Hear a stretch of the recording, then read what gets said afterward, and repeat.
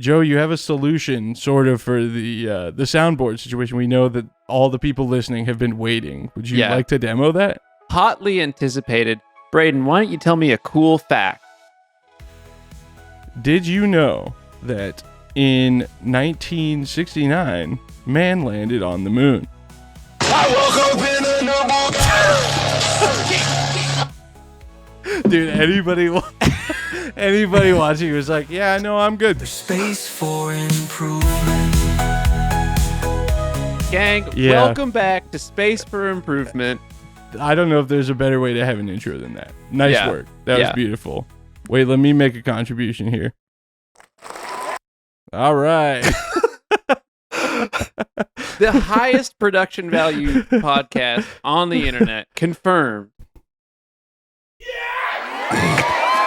The delay between the sound effect and the delivery is so funny. I think we need like a dedicated person. If you're looking for a job, we will hire you.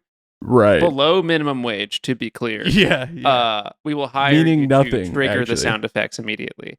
Anyway, Braden, welcome back. We're doing episode 3. Episode 3. Mm-hmm. And today we're talking about something very topical. Starship. Let's go.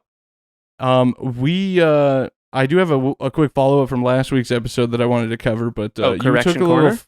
Yeah. No, it should be correction corner probably, but it's just something fun. So great. Instead of fact checking and doing things like that, we're just gonna roll with the punches and look at cool stuff on the internet. Let's do it.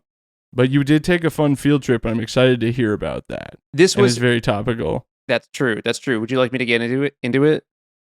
Actually, let's do this thing first, because I know this is a big deal, and you just took. But I think this is kind of bigger than both of us combined. Okay.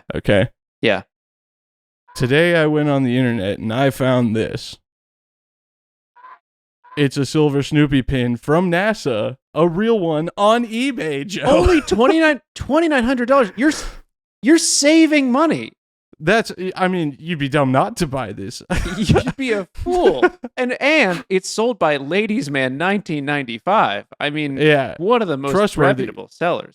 100% positive feedback score. Yeah. Oh yeah, good point. 100%. Wow. I actually messaged him and I was like, "Can I just ask how you got this?" And apparently a family member of his worked at NASA and got it, and it was just like an heirloom that was handed down to him. And so for people who don't remember because they didn't, it's just such a life-changing experience to listen to this podcast that sometimes it slips your memory. But this is the pin that you were given at NASA in the 60s if you had an exemplary safety record, right? Dude, I think it actually went all the way through till I think they still do it. Maybe. I know for sure it went through the end of the space shuttle program, because there was another one I found on eBay that for some reason I can't find anymore that was reportedly flown on the last successful Challenger mission. Wow. Okay, so this is but it's tied to being very safe. It's being good at safety stuff. And presumably that's genetic. So Ladies Man 1995 may also be very safe. That's very possible. Yeah. He could win his own silver Snoopy. That's why he's getting rid of it. He's like, I didn't earn this. I'll get one myself. But good for him. It's just a cute sterling silver Snoopy pin, and he's got a spacesuit on. He's jumping and happy.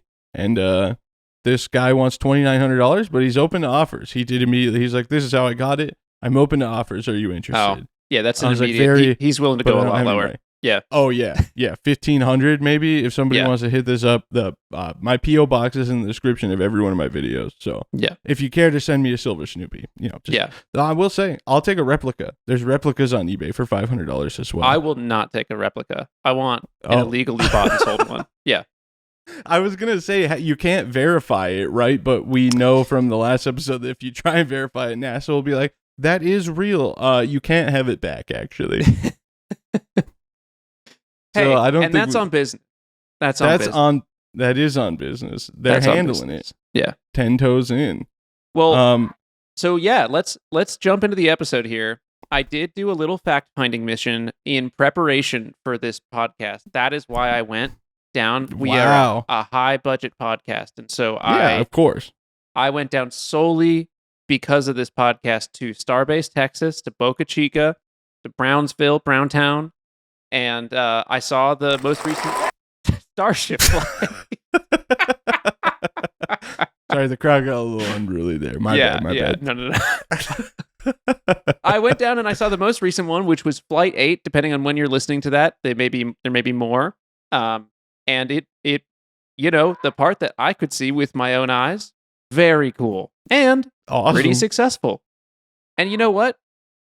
It's possible, I would say, likely even, that the rest of the flight did not go so great. Yeah. Yeah. Well, if you just turned around and closed your eyes and didn't Google anything, you would have left being like, this is amazing. They've got it all figured out. Yeah. I would say the booster looked great, and then the ship had a little bit of... That's the for those of you who are not terminally online, that is the wasted sound from GTA 5. Yeah. It's crazy to think that there's people that aren't familiar, but it was 10 years ago. God rest their souls. Well, I know, dude. Yeah, it's so absurd. I was like, oh yeah, I had that game in high school. Mm-hmm. I've been out of that for a long time now. Yeah, it's crazy. Yeah, so I mean, we could talk about GTA 5 for a little while longer, but who do you main? I like Franklin. I haven't played in a long time. I did get a PlayStation recently, and so I've been meaning to get back into it. But instead, what I've done is play a lot of Fortnite. Nice. I used to play GTA Online with my roommate a lot, but when they finally released it on PC, I missed the window to transfer all your data over from a console. So like, I just stopped playing it because I switched to PC mostly for the 2 games a year that I play. Yeah. And yeah, here we are. Here we are, man. We'll talk about Starship. Yeah. Let's do it. Fine. All right. Well, I've written some fun information down. Sorry. This.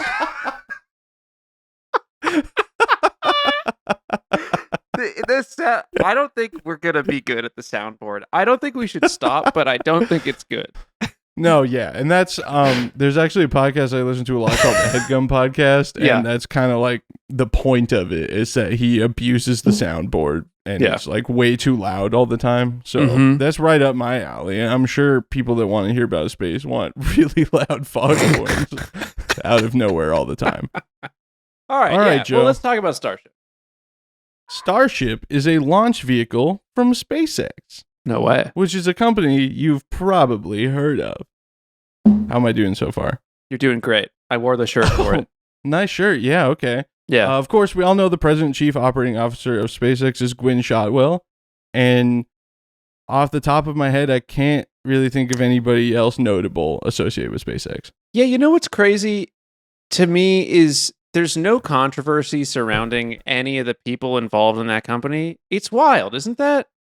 Impressive, because you think about all the like conspiracy theories and like all the issues that NASA had back in the day. It's really cool that they just like everything's on the up and up. They're standing on business over there at SpaceX. Hey, and that is on business. It is on business. Yeah. Okay. I'm sorry. I have to stop. I think my soundboard's a little too like meme coded. Like it's a little too brain rot for this. I don't know. I'm kind of here for it. Like we said, if you don't or can't withstand us at our meme sound drops, and you don't deserve us at our Joe landing rockets like SpaceX and me, I guess, putting rockets in the ground really fast. Yeah, we both have a unique ability to put rockets in the ground. I will say that much.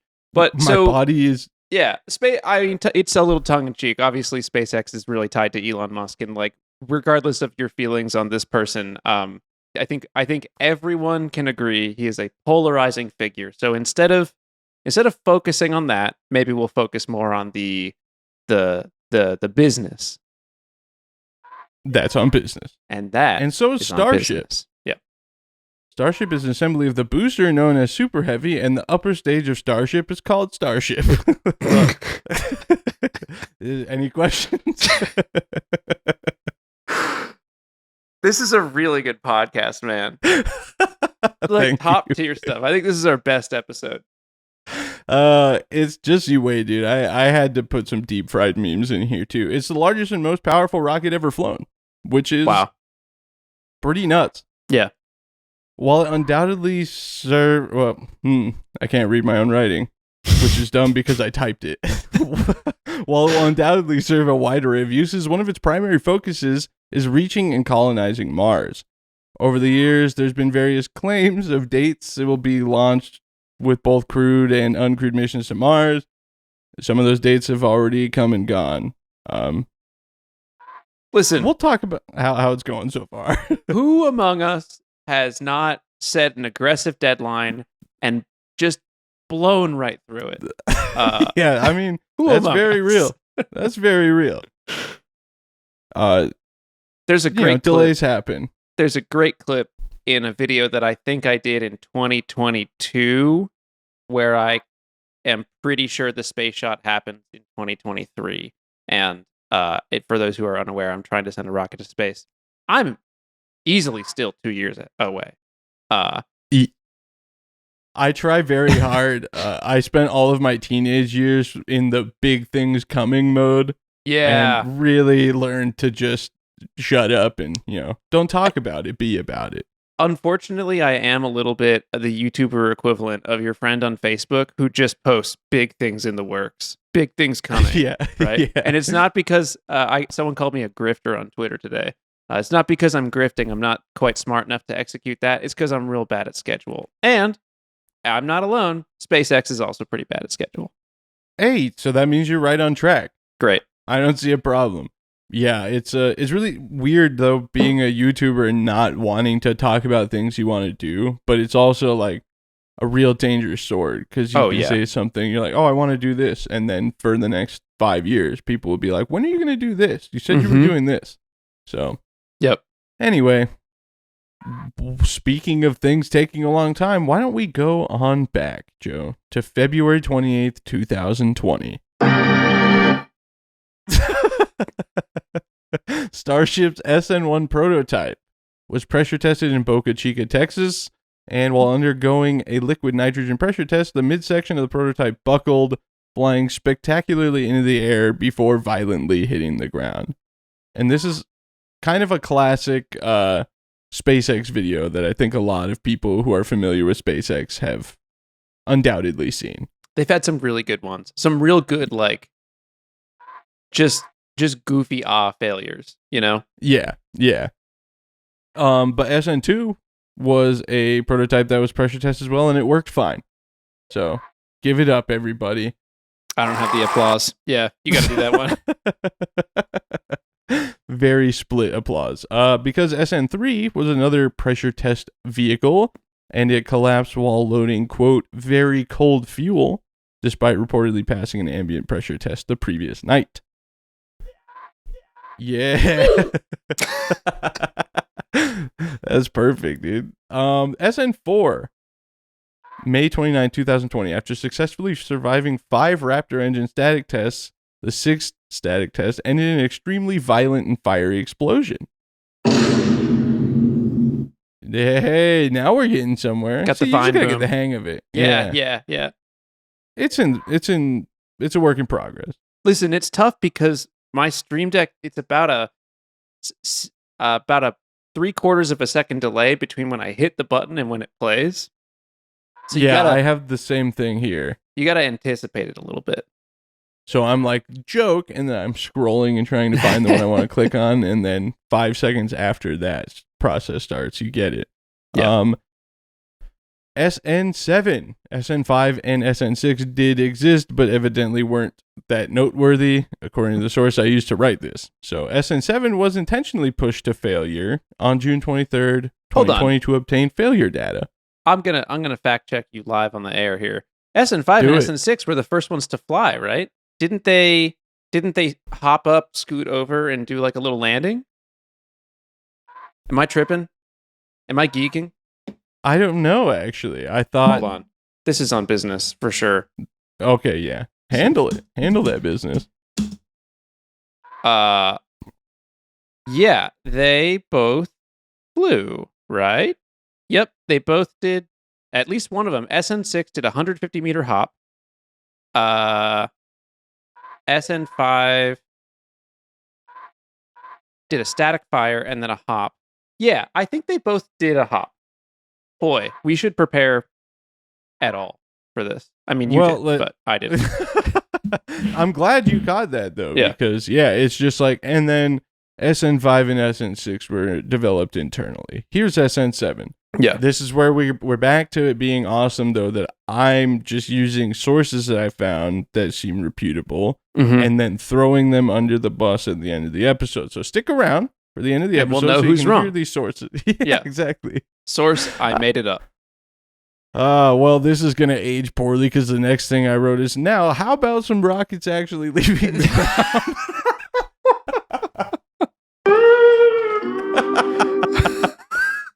All right. Dude, we are podcasting pros. Yeah, dude, it's crazy.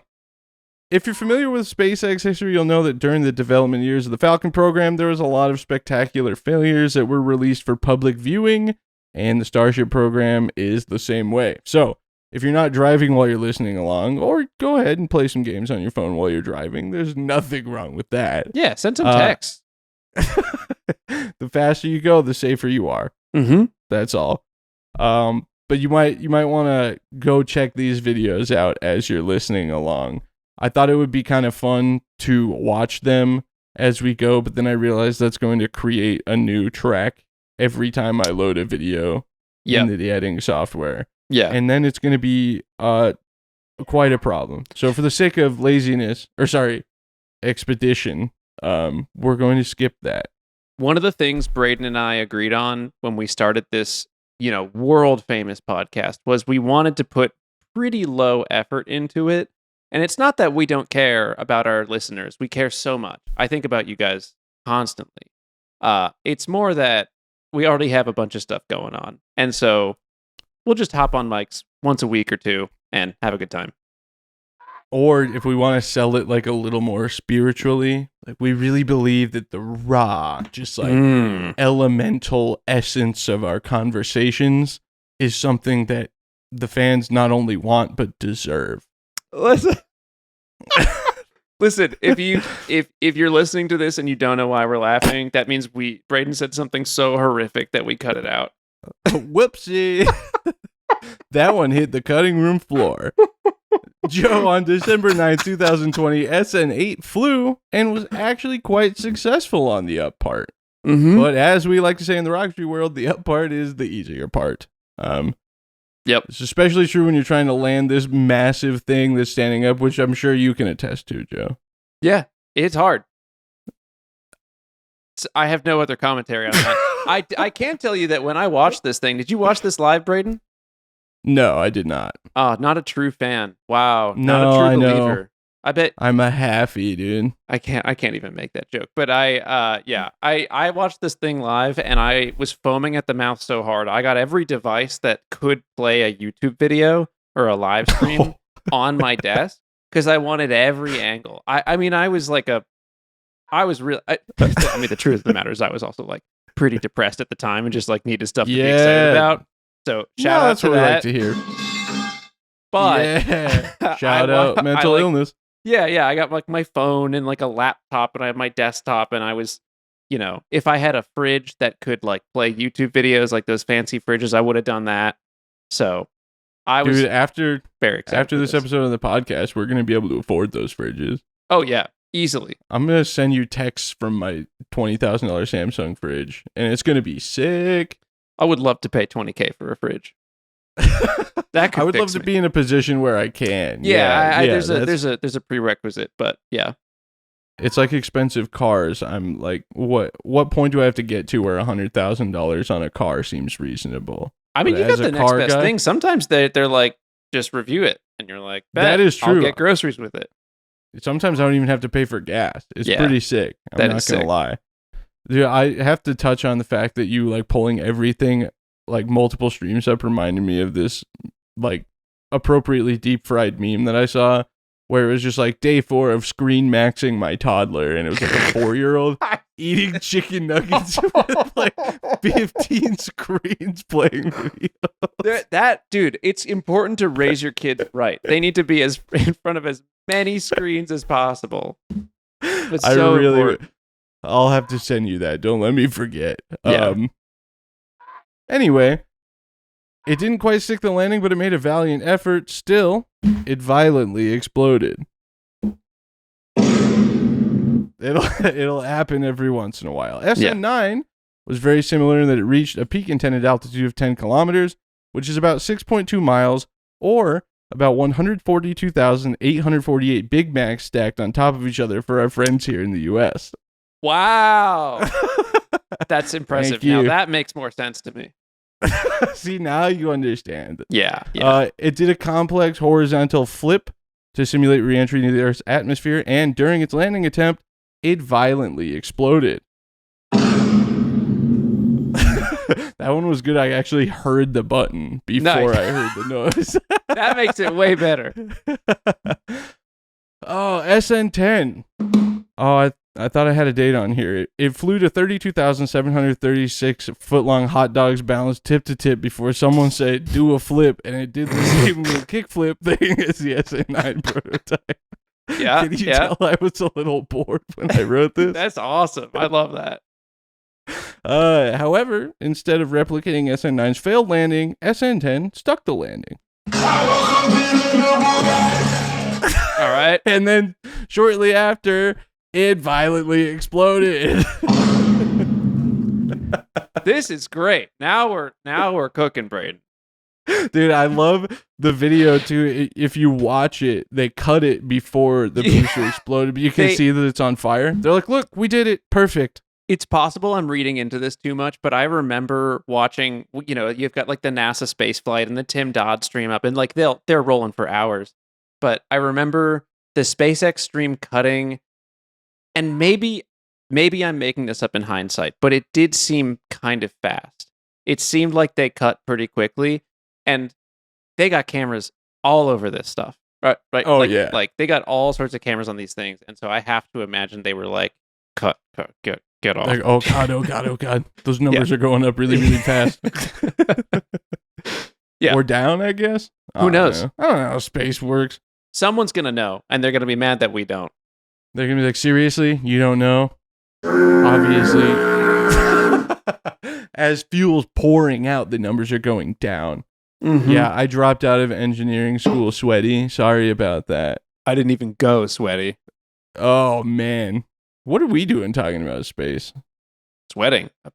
Maybe. And excelling. Wow. On business. And that's on business, Braden. Tell me about SN11. It flew to 10 kilometers. I didn't think of anything clever for that one. On March 30th, 2021, before making a similar landing attempt to its predecessors. Unfortunately, due to some damage to 2 of the 3 Raptor engines during ascent, when it initiated its landing burn, the engines failed, and the rocket violently exploded. Dude, I got to write violently exploded so many times. It was a lot of fun. Yeah. Finally, SN15, which was the next one that it decided to skip to in the sources, flew on May 5th, 2021, which, fun fact, is the 60th anniversary of Alan Shepard's flight that made him the first American in space. Shout out. And it worked. I didn't even get to write violently exploded on this one. Let me find the right one for this. Yeah, hold on, take your time. Yeah. No, I guess it's gotta be the classic. I woke up in a new Bugatti. This is an unwatchable, unlistenable podcast experience, Braden. I can I be honest with you? The first one felt okay. The second one felt like, all right, we got something here. This, I have to say, I feel like we're trending down. I'm having a lot more fun, but I don't think the listeners are. Well, we'll see how it goes. I will say on my other podcast, the Anti-Gravity Group podcast, free plugs for myself. Free plug. Sometimes people have been like, maybe chill out with the sound bites if you could. But, for the most part, I use them like to excess during the live streams we do after the podcast. So I've learned to, just save it up and then go. Well, maybe if we're setting expectations early that this is a ridiculous podcast, maybe that helps. That's what I'm saying. Listen, saying Sweaty, like, if you don't want us at our woke up in a new Bugatti and Eric Andre, then you don't deserve us at our violently exploding rockets. Okay? True. Mm-hmm. True. All right, Braden. Oh. What are we doing after SN15? We're going orbital. Let's go. I mean, hotly debated. Can I just say hotly debated whether we'll get there. Sounds like we're going attempted orbital. Uh-huh. There we go. Allegedly in Minecraft. April 20th, 2023. You want a soundbite for subtle. Yeah. True.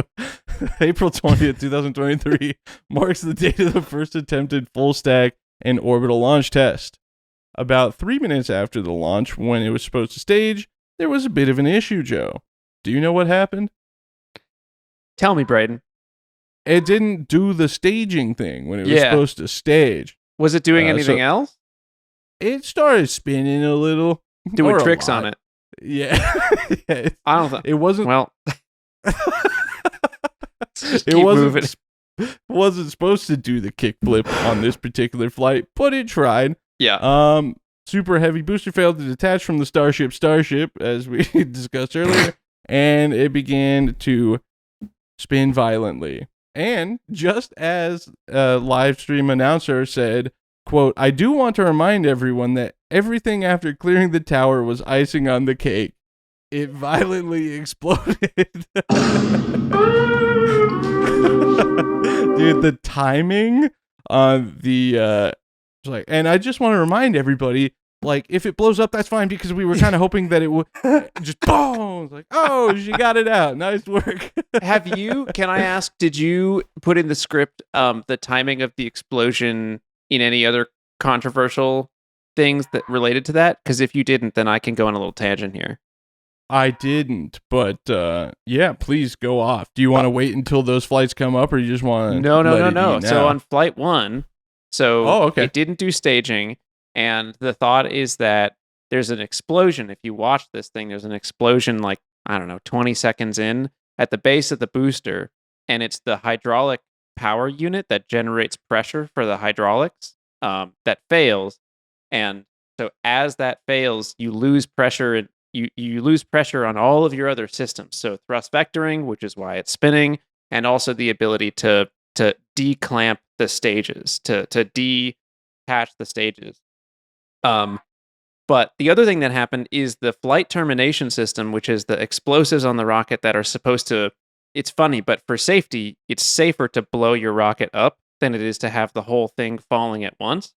So they triggered the flight termination system pretty early on. It starts spinning, and this thing is spinning for like 40 seconds, almost a minute, before it actually blows all the way up. And it was a failure of the flight termination system, which wasn't powerful enough. So they fired the explosives pretty early in the spinning, and it just did not break up. Oh my which God. Is not Could so you great. Imagine? Yeah, they're just watching it not disintegrate. Well, and you can imagine why this is a problem. If for whatever reason some engineer loaded the wrong KML file or something like that, decides what trajectory this thing is going on, and it starts heading toward Dallas or the port of Brownsville, if you can't blow it up, then it's over. You're right. You've created a big problem. Yeah, the FAA is going to really investigate you on that one. Yeah. It's going to make 100%.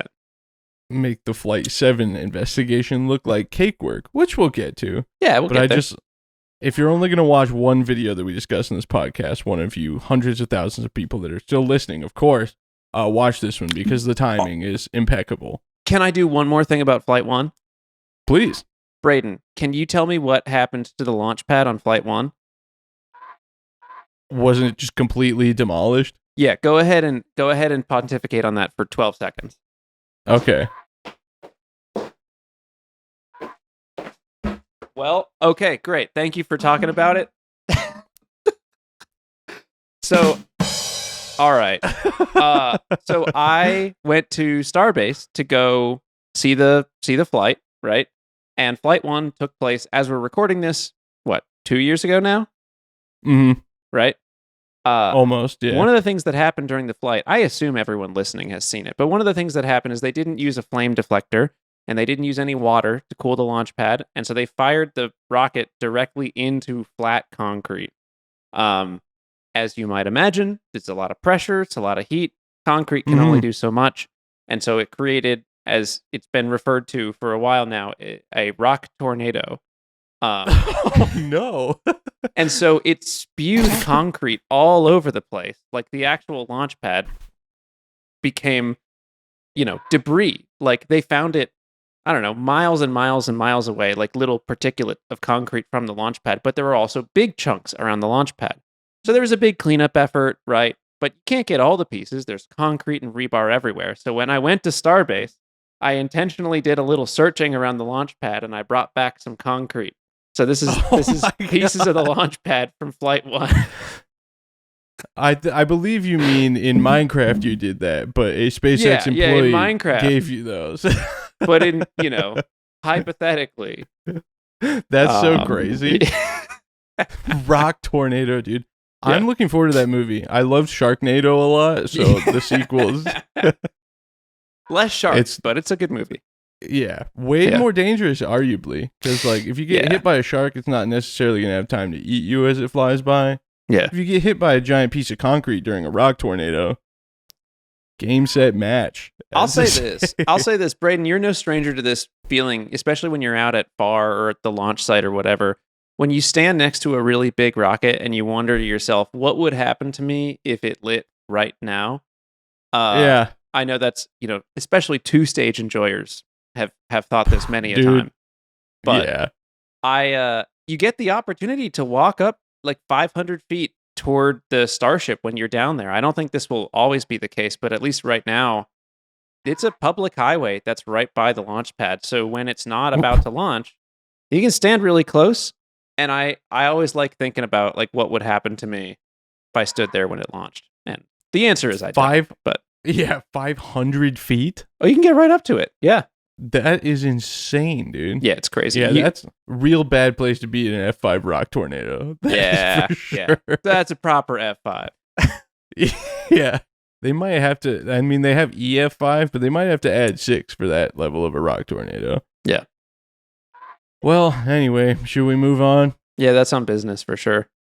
Rock tornadoes are always on business.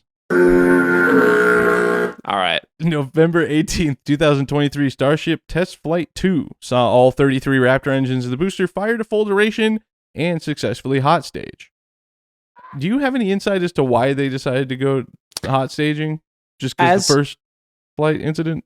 As I understand it, and Braden, I know you and I are both extremely smart, incredibly knowledgeable, always right, is kind of one of the things that we're always right.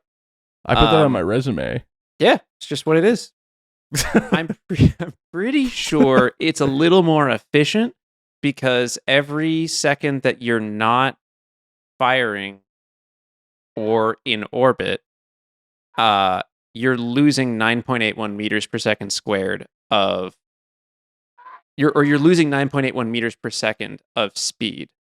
Right? Combating gravity. So if you can and so for a staging event, you really want at least a solid 4 or 5 seconds to get those two things apart.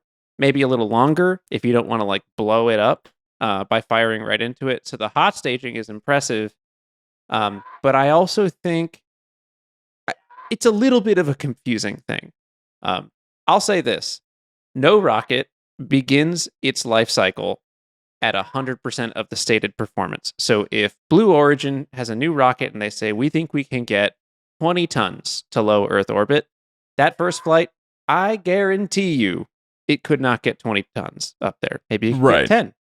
I don't have insider info on it, but I imagine some part of Starship drove the decision to say, wow, we're not close to the 100-ton to orbit metric. What can we do to make this thing more efficient? And one of the answers was we'll kill two birds with one stone. We'll fix the it can't stage issue, and we'll, get a little more performance. Huh.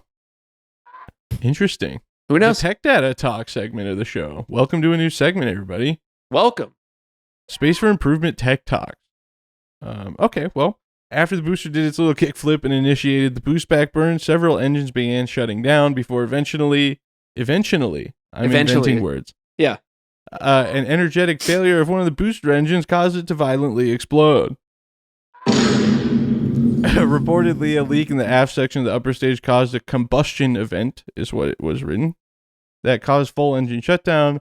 The flight termination system successfully destroyed the ship at an altitude of around 148 kilometers. The FTS worked.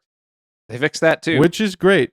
Yep. Yeah, that is a good thing to have fixed as well. Mm-hmm. Speaking of FTSs, we can go on a little bit of a tangent here because it made me think of, have you seen the video of the Little Joe 2 testing the Apollo abort system?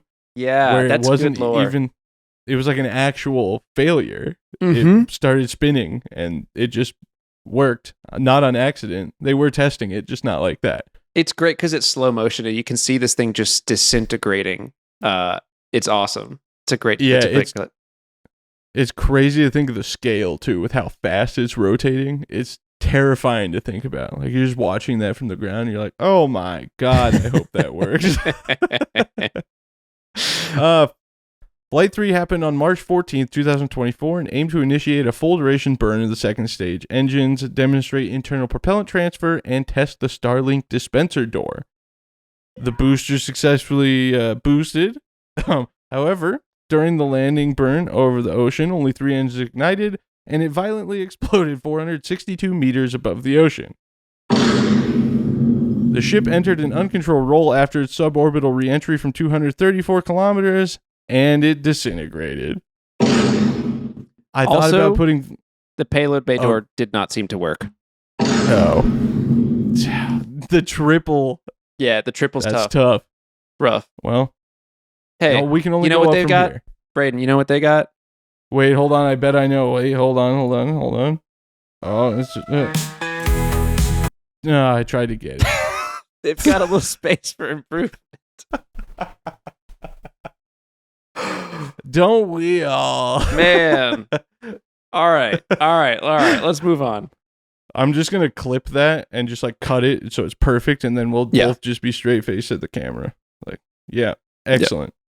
We nailed that. Starship Flight 4 had a similar flight trajectory to Flight 3, but this time was ultimately successful. Both the booster and the Starship performed a controlled soft splashdown landing in the ocean. However, Starship reportedly missed its landing mark by about 6 kilometers. Which, calling it Starship is so funny. That's great. Dude. 6 kilometers, speaking of issues, if it were to, say they were landing it in Boca Chica. 6 kilometers off could be quite an issue as well. Yeah. 6 kilometers is how many miles?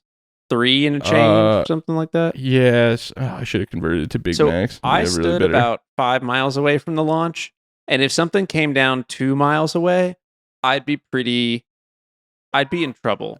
Right. Yeah. Like, you always want to go to a baseball game and catch a foul ball, but you don't want to go catch a foul Starship. Yeah, it's a little harder to catch that. But they catch the booster, so they're working on it. Yeah, that's true.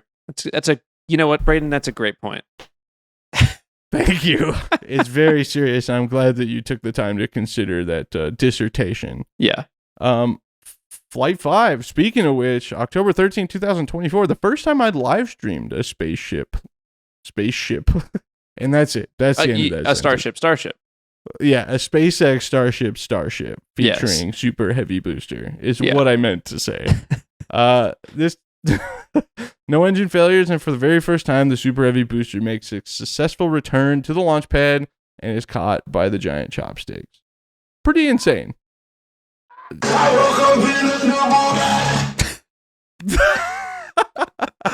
Dude, I think this is the worst podcast we've done. This is awesome. I love this. Dude, this is going to be like when we're looking back after our shelves are full of awards. Right. And our offshore bank accounts are full of millions of dollars. They got to be offshore, too. Yeah. yeah, got it. We're going to be looking back and be like, boo, remember episode 3? What a mess. And people were here for it. Yeah. That's what we love about the Space for Improvement audience. Mm-hmm. Okay. You guys are here sticking it out, future and past, and right this moment while you're listening to this episode. So just remember, if you're listening to this and you're like, my God, what is going on? I can't handle this. You could be one of the people that stuck around. Invest early. Invest at episode 3. Yeah. Then when we're rich, we'll be thanking you. What a pitch, man. What a pitch. All right. Let's get back to it. After the booster event, the Starship upper stage successfully made its way back to Earth and splashed down smack dab on a target in the ocean before it violently exploded. Still, despite the damage to the ship's forward flaps, it made it through re-entry and mostly through the landing, so I'd say that's pretty solid. Yeah. Pretty solid. It's brutal video, too. That's the one that you can see it start to burn through the flap. Yeah. It's incredible. If you haven't seen that one, Yeah. make sure to go to watch it. But it's unbelievable. Starship Flight 6 took place on November 19, 2024, and due to damage to the cash tower, the booster was diverted to the ocean where it performed a soft splashdown. What happened after the splashdown? Take a wild Starship guess. upper stage carried a stuffed banana as a zero gravity indicator. Don't get ahead of here, Joe. Which Starship's first payload. Pretty That's good. a big important detail. Mm-hmm. It successfully splashed down in the Indian Ocean, and you want to handle this one? Both the Starship and the booster violently exploded. Woo! Oh, Flight 7, Joe. We're bringing it home.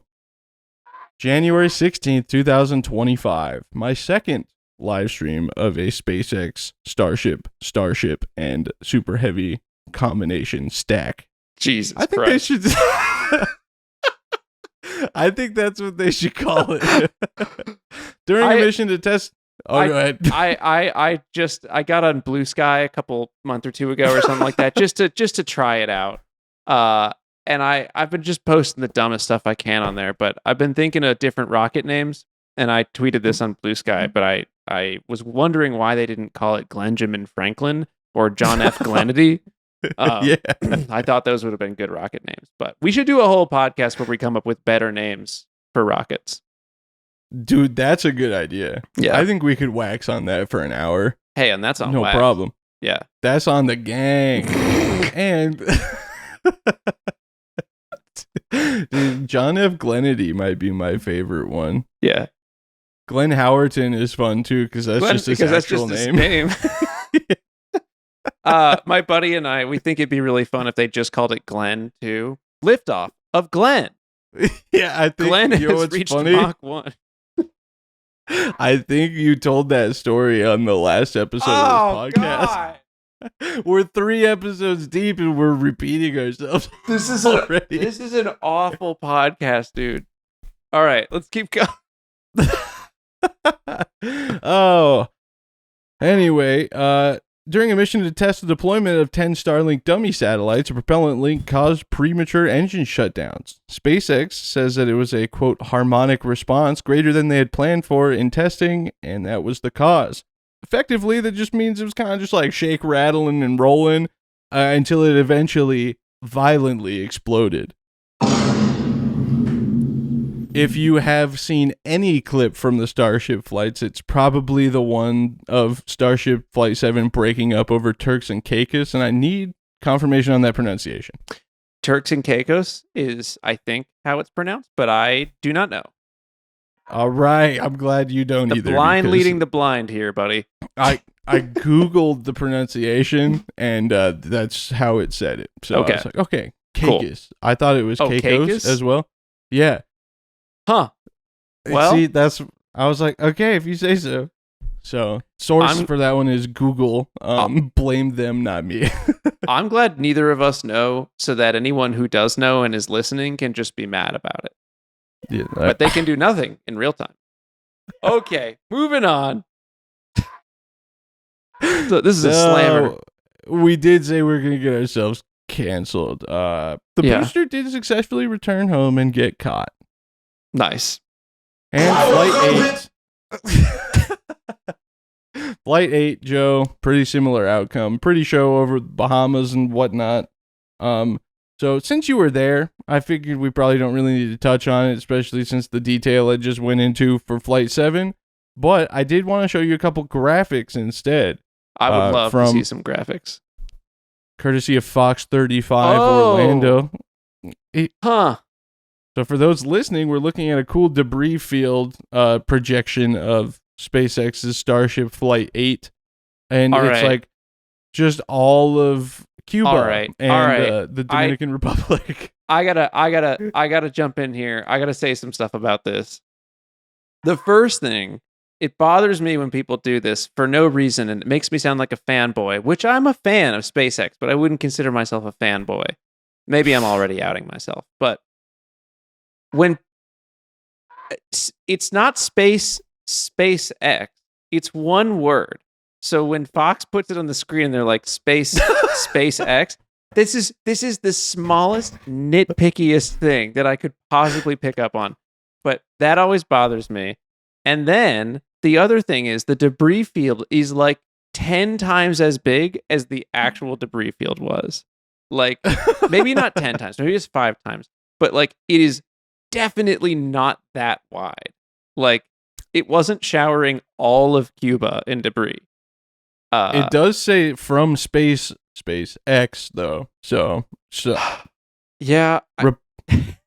Look, you know how it is. Don't put this on me. Okay. Put this on Fox 35 Orlando. All right. Well, Fox 35 Orlando, come see me after class. You know what I mean? What's really funny is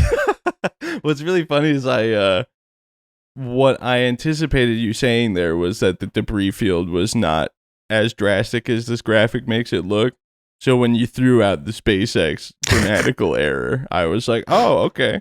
Dude, I'm such a pedant sometimes. Like I can get really pedantic about the dumbest thing. Like it really doesn't matter. I know what they're talking about, but also I'm like, "Come on, man. You're journalism. Do it right. Get the thing right." I'm with you. Like as a professional writer. Yeah, man, you're a journalist, right? You know, I see stuff all the time. I'm like, just like think about it for a second. You know, like respectfully, you put work into like making sure the sources aren't wrong. Oh yeah, here we go. Mostly. Not the miles per hour, dog. Oh. Well, this was just a fun little fact here for that giant debris field. That the debris heats between three. Yeah, it's a really nicely thought out graphic. Wait, I love that this is the storm team, by the way. Yeah, I know. I saw that as well. Is this a weather event? Like if a rocket breaks up, they toss it over to the weather guy. Dude. And they're just like, "Hey Jim, what's up with the weather?" And he's like, today. "Listen, barometric pressure's pretty high, and also a lot of steel coming down today, you guys. Look out. It reached 12,427 miles per hour, Joe. There's a bunch of stainless steel and some weird looking tiles coming down." But yeah, it was just fun for me to see that the news was reporting debris heats between 3,000 and 5,000 degrees Fahrenheit on reentry. And what does make it to the ground hits at 150 to 400 miles per hour. So if you're in the debris field, heads up. Get the catcher's mitt out. hey guys, keep an eye out for some 400 mile per hour debris. Yeah, that's like when a rocket goes up at FAR or at a launch site and they're like, "It's coming down," and you look up as if you're gonna see anything. Like, right? Yeah. If it was gonna hit you, it would be in an orientation where you'd never see it. Dude, there was a really big rocket at Balls this year that was, I believe, a 6-inch P-motor sustainer. It came in ballistic from like 60,000 feet. And I have a video of it, of the aftermath. It looks way close in the video because of the lens compression. Did you get a sonic boom? No, actually. Huh. But, it was like, for such a long time, the like haunting whistle of a rocket coming in ballistic, and it started out so faint that we were like, "Oh, it's way out there," but it just kept getting louder. So we're like, "Oh no, that's over us." Yeah. And it just kept getting louder and louder, and we're all just like panicking, looking into the sky for what felt like 15 years. Yeah, and there's nothing you can do. No. Yeah, and then Shane eventually was like, I see it, like 3 seconds before it hit the ground. Man. Didn't hit anything or any people or anything, but my God. Oh, and then when it hit the ground, it ignited the motor, which fortunately had, disintegrated into a bunch of different pieces instead of pressurizing. I mean, truly, the safest thing you can do, I don't even think, if it's 60,000 feet, I don't even think being under an engine block is going to do it. That's the traditional wisdom, is get under the engine block from a car. Right. But yeah. I think from that high, your best bet is to stand as straight and narrow as possible so you reduce the statistical chance that you get hit. Or, for this one's a deep cut for the golf people, hold up your 1 iron, okay? Because as my dad used to say, not even God can hit a 1 iron. So wow. Papa Carlson, dude. Shout out. But let me read through the sources here. So if you're upset with me or anything that I said, please blame the following. Space.com. If you're upset with me or Braden about anything ever, it's never our fault, by the way. It's always going to be the sources. So just remember that. If I say something wrong, Braden does. It's all. I love the cutoff. The cutoff is so funny. It's really fun. Space.com, NASA spaceflight, SpaceX.com, with no space between space and X for what it's worth, or dash or hyphen or anything. Great. And WCCF Tech, which was the source I found for saying that Starship landed 6 kilometers away from its intended landing point. Nice. All right, Joe, before we get out of here, I do have to bring up something that you said earlier on the podcast. I know it's going to cause a little bit of a stir, so I just wanted to get out ahead of it. You said that you tweeted something on Blue Sky, and... is it bleat? Is it... Yeah, I think so. I know they tried to... There was a term they tried to use for it, and I don't remember what it was, but it... Dude...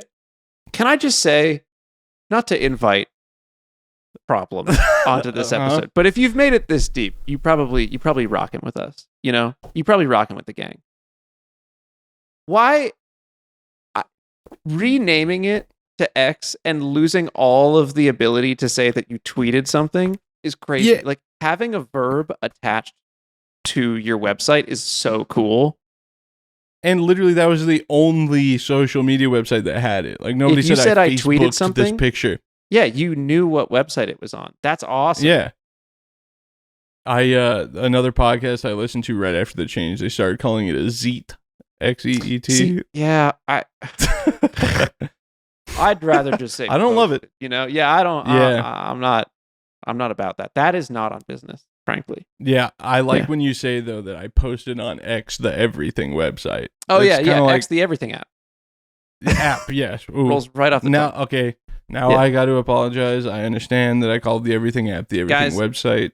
My sincerest apologies. If you want DMs from bots, if you want engagement from bots, if you want argumentative pedants, if you want a lot of porn bots,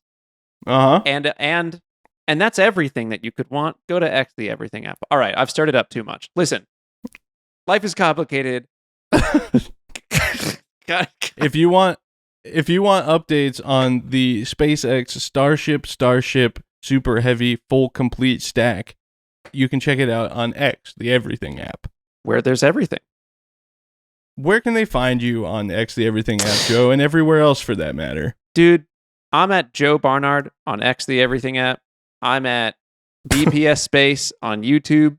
I'm at BPS Space on Instagram and TikTok. And I mean, most of the social media stuff. I guess I'm not on like Kick, or is Kick social media? What's the streaming one? It is Kick that's streaming. The one that's owned by Stake, the gambling company. Yeah, they get in hot water all the time. It's crazy. Dude, how much do you think they're paying Drake? We should do an episode about online gambling. It's crazy. I have no idea. That would be crazy. Yeah. Dude, I can't imagine. Like, he's just live streaming gambling from his private jet. Which is what we're going to have to be doing after this podcast. I was going to say, we don't know how to pronounce Turks and Caicos right now, but very soon, I would say by episode 6, we should be rich enough that we'll need to know how to pronounce it because of the houses we'll have there. Dude, we'll be able to say it with a mouthful of caviar. That's how well-versed we're going to be. I'm going to have a mouthful of cash. It's actually going to be really uncomfortable. It's going to be disgusting. I'm going to have a mouthful of $1 bills, dude. I was trying to look cool, but I choked. All right, Braden, where can they find you?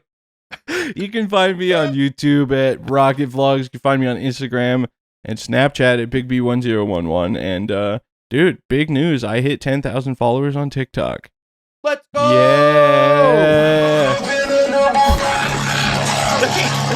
Yeah! We're back. So Braden Carlson 6, if you want to be part of that hot disaster that's going on over there. Yeah, dude. All right. Well, this has been a little slice of heaven, man. It really has. And you know what? We like our impro. Oh my God. Our outro, which is known in the business as impro. Yeah. I'm sure you know that, but our listeners might not. I'm just giving them some inside baseball. Our outro has a little bit of space for improvement, Joe. Wow. I would say, I'm going to be honest, I would say most of this podcast has some space for improvement. But that's why we're grinding it out. They say you don't know what you're doing on a podcast till you hit 100 episodes deep. So, well, I got nothing to add. Peace, everybody. All right. Peace out. Goodbye.